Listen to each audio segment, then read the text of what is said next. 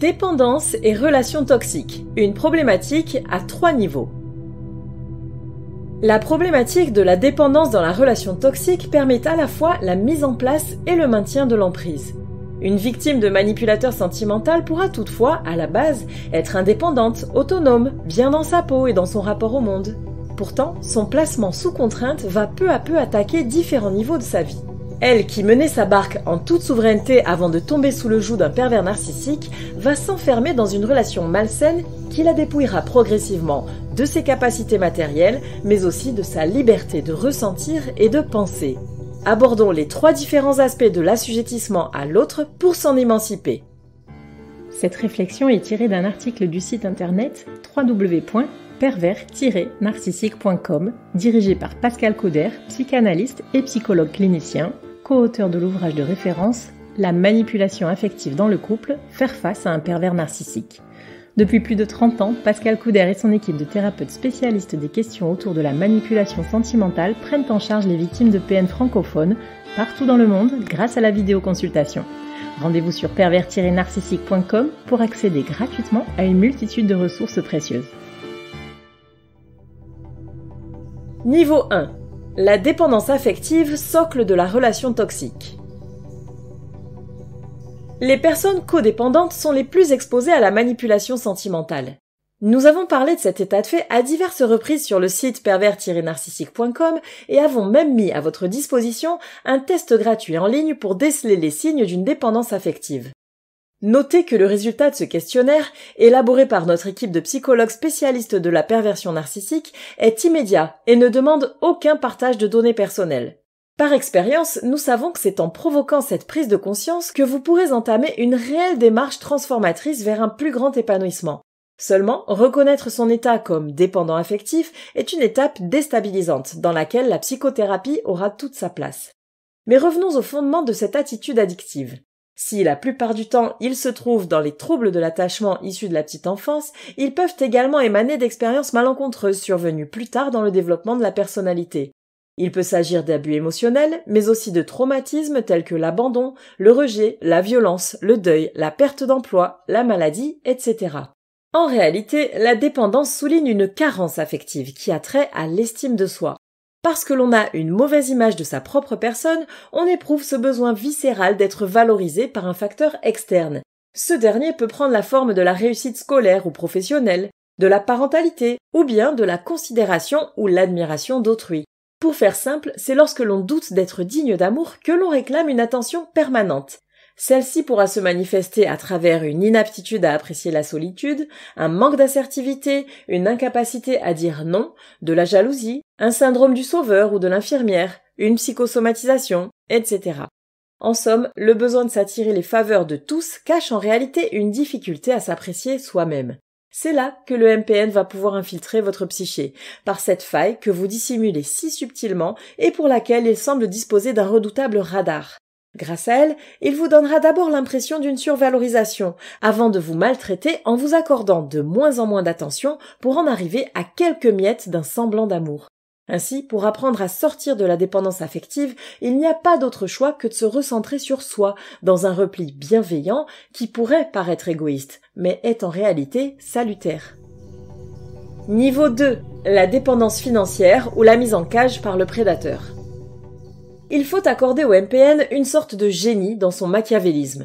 Il réussit presque toujours à réaliser un double tour de passe-passe.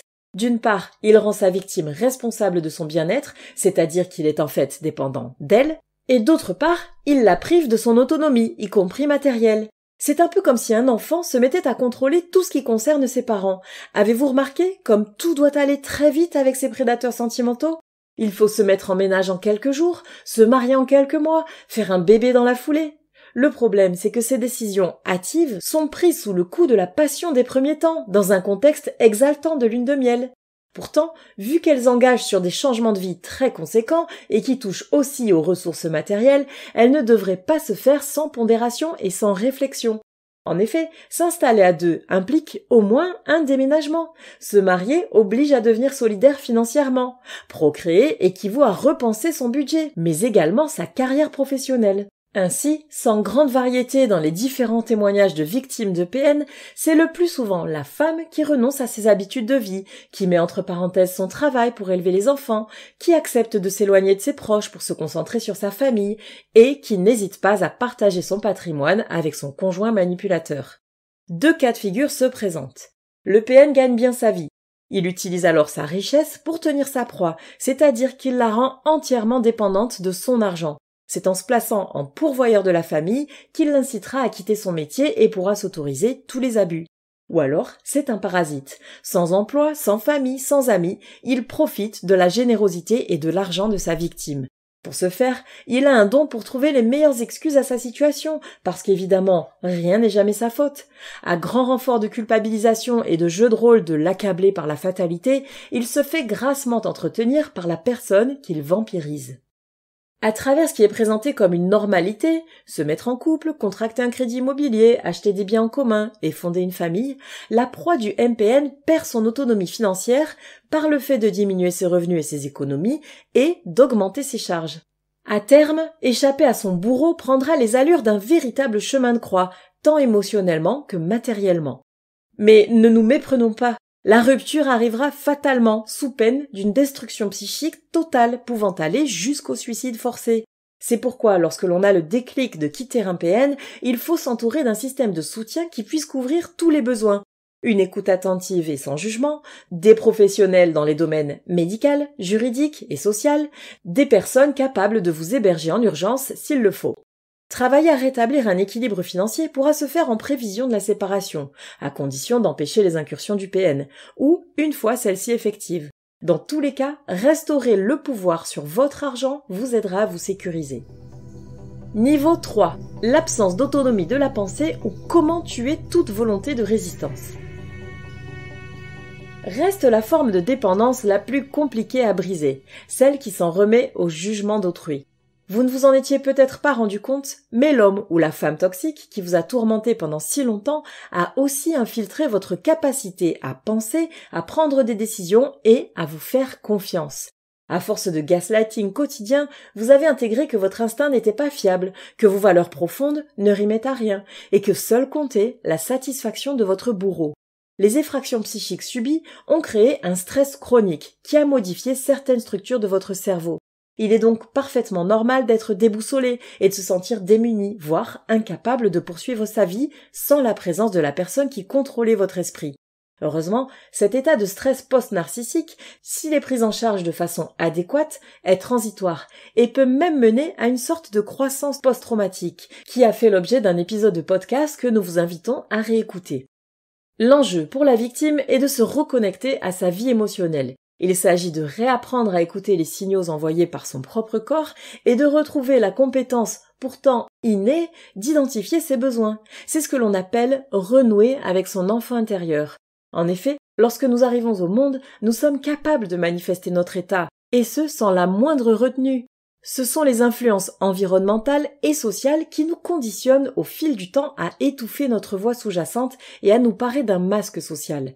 C'est à cause de votre parcours de vie que vous avez toléré la maltraitance de la manipulation sentimentale. Ne laissez plus vos traumatismes divers vous gouverner. Pour cela, autorisez votre voix intérieure à s'exprimer et prenez en compte son message. Une bonne alliance thérapeutique favorisera cette compétence fondamentale. Par la suite, il n'y aura plus que vous pour décider de la tournure que vous souhaitez donner à votre avenir. Vous en avez la capacité depuis toujours, alors faites-vous confiance et si besoin, faites-vous aider dans cette démarche. La problématique de la dépendance dans la relation toxique cache en fait l'incapacité du pervers narcissique à exister par lui-même. Contrairement à sa victime qui s'en sortait très bien avant la rencontre fatidique, le prédateur est bien celui qui n'a jamais connu et ne connaîtra jamais l'indépendance. Retrouver l'autonomie affective, financière, de jugement et de décision est à la portée de toutes les proies qui ont subi des abus émotionnels. Il faut simplement s'éloigner du poison qui les a rendues confuses et réapprendre à croire en soi.